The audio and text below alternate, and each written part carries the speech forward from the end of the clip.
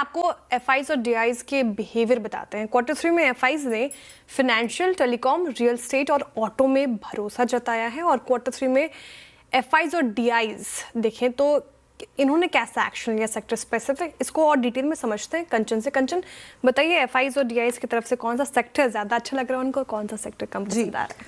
जैसे हम काफ़ी लंबे टाइम से देख रहे हैं कि जो एफआईज की चाल है वो हमें थोड़ी सी धीमी होती हुई दिखाई दी है। इनफैक्ट जिस तरीके का आउटफ्लो इस टाइम पे मार्केट के अंदर देखने को मिला है, और वही रीज़न है मार्केट में हमें इतनी वॉलेटिलिटी भी देखने को मिली है। But at the same time अगर डीआईज का बिहेवियर देखें तो वो अच्छा खासा देखने को मिला है।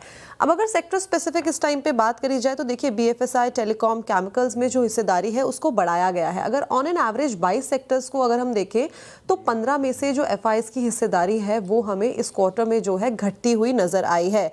यहाँ पे अगर हम देखें तो 5 सेक्टर में अप्रॉक्सीमेटली इन्होंने अपना 65% का इन्वेस्टमेंट किया है। डीआईएस की बात करी जाए तो उन्होंने प्राइवेट बैंक में अपना रुझान दिखाया है और यहाँ पे करीब करीब 35% का जो एलोकेशन है वो किया है।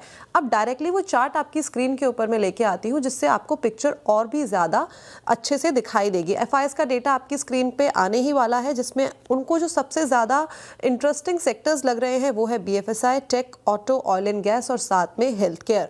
होल्डिंग की इस टाइम पे बात करी जाए तो प्राइवेट बैंक में इनकी करीबन 46% का एलोकेशन है, टेलीकॉम में 25%, रियल एस्टेट में 19% और रिस्पेक्टिवली ऑटो और हेल्थ केयर में भी इसी तरीके का देखने को मिला है। अब हिस्सेदारी को बढ़ाया कहाँ गया है वहाँ पे देख लेते हैं। बीएफएसआई यहाँ पे हमें 50 बेसिस पॉइंट्स का एक अपमूव देखने को मिला है। सेम हमें ऑयल एंड गैस की बात करें तो 80 बेसिस पॉइंट्स का, यहाँ पे टेक में 330 बेसिस पॉइंट, ऑटो में 20 बेसिस पॉइंट्स का अपमूव देखा गया है। इसके अगर बात करें हम इसके बाद डीआईएस की, तो इनका रुझान भी प्राइवेट बैंक्स में काफ़ी बढ़ता हुआ दिखाई दिया है। 35% ये एलोकेट करके बैठे हैं consumer durable, NBFC, oil and gas भी इनको इस टाइम पे पसंद आ रहा है।